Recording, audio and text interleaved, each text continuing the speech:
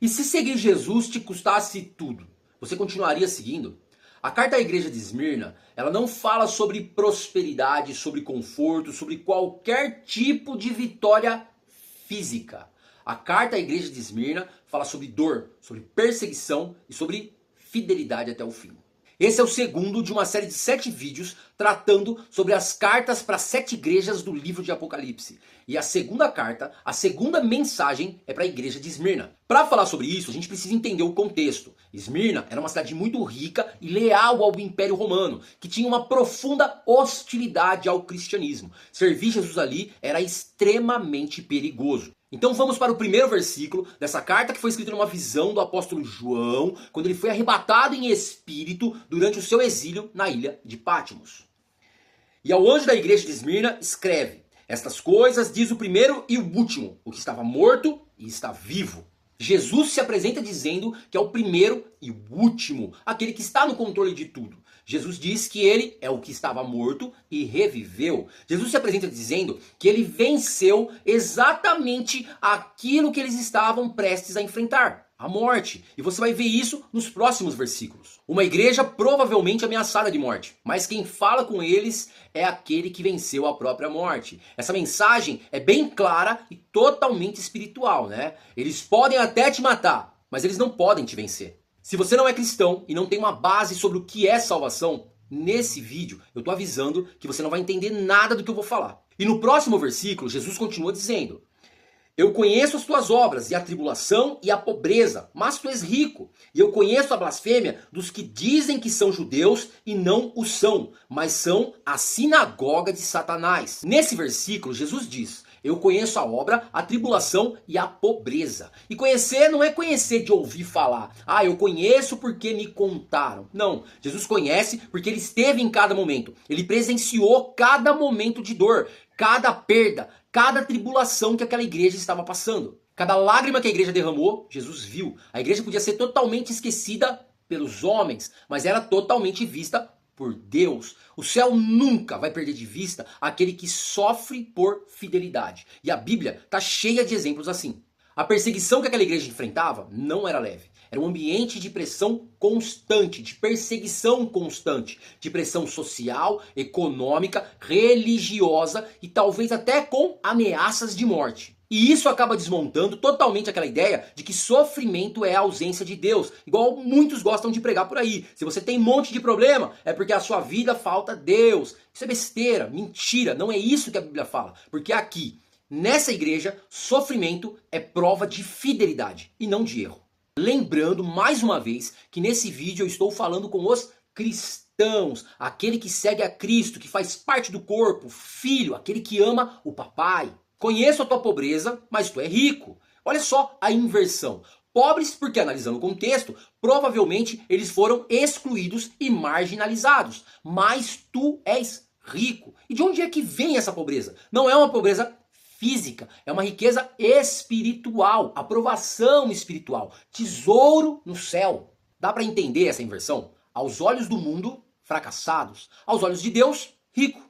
Ele diz que conhece a blasfêmia daqueles que dizem ser judeus e não são. Homens que se dizem ser de Deus, que têm aparência religiosa, mas que perseguem a igreja de Cristo. E muitas das vezes, para fazer isso, usando o nome de Deus. E a gente precisa ter muito cuidado, porque nos nossos dias, hoje, tá cheio de gente assim. E Jesus chama essas pessoas de sinagoga de Satanás. Uma declaração poderosa e ao mesmo tempo pesada, né? Mas o que ele está dizendo é que nem toda religiosidade vem de Deus e que existem cultos que servem a Satanás. Cuidado! Eu sempre falo isso para vocês. Nem todo pregador que está falando em nome de Deus está falando de Deus. A essa altura você já se ligou, né? É possível estar dentro de uma religião e mesmo assim estar lutando contra Deus. Sinagoga de Satanás. Agora, eu quero que você preste muita atenção no próximo versículo. Não temas essas coisas que tu sofrerás. Eis que o diabo lançará alguns de vós na prisão, para que sejais tentados, e tereis tribulação por 10 dias. Sê fiel até a morte, e eu te darei a coroa da vida. Olha que versículo, que passagem. Olha que revelação, que cuidado é esse. Talvez você tenha lido isso algum dia e não entendeu, e por isso você não ligou. Mas fica aqui comigo que eu vou te ajudar a entender a profundidade desse versículo.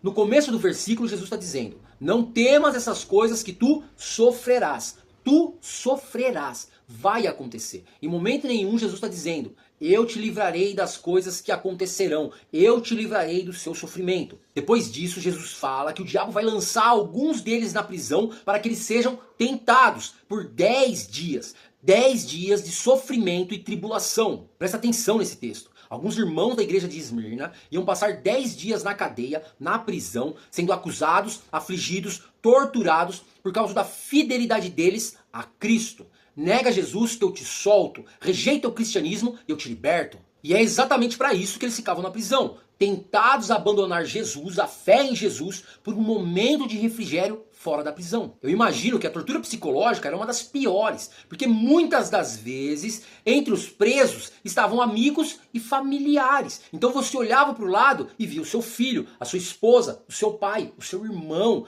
mas mesmo assim, eles permaneciam fiéis. Agora imagina se fosse você, irmão, com esse cristianismo mimimi e raso que você tem. Ser fiel até a morte, porque depois dos 10 dias era a morte, era assim que eles faziam. Depois dos 10 dias, eles te arremessavam na arena para que os leões te devorassem enquanto eles se divertiam. Eles ensopavam o seu corpo com azeite, te penduravam na rua e acendiam com você ainda vivo, para que o seu corpo clareasse e iluminasse as ruas escuras. Eles te empalavam, eles cortavam a sua cabeça, eles te crucificavam. E mesmo sabendo que depois de 10 dias de aflição na prisão, essas coisas aconteceriam com eles, eles não negavam Jesus. Porque eles sabiam que depois da primeira morte, eles receberiam a coroa da vida. E você, irmão? Diz pra mim. Você passaria por tudo isso? Ou você negaria Jesus para evitar a primeira morte momentaneamente?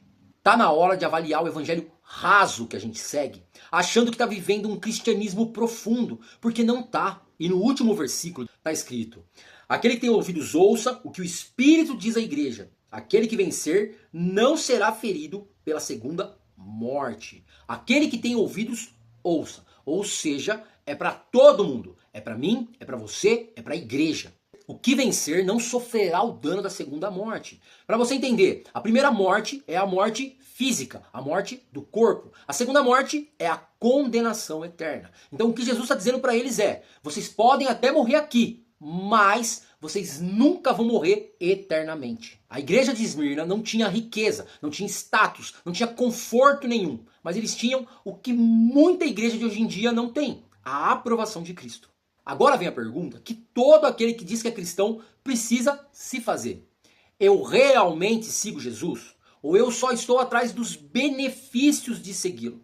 Porque pelo texto tudo fica bem claro. Cristão não é aquele que vive bem, mas é aquele que é fiel mesmo quando tudo dá errado. Amanhã a gente vai falar sobre a igreja de Pérgamo. O que será que essa igreja tem para ensinar pra gente? Vigia, crente, porque ser aprovado por Deus significa que na maioria das vezes você vai ser reprovado pelo mundo, sim. E que o Papai do Céu te abençoe sempre.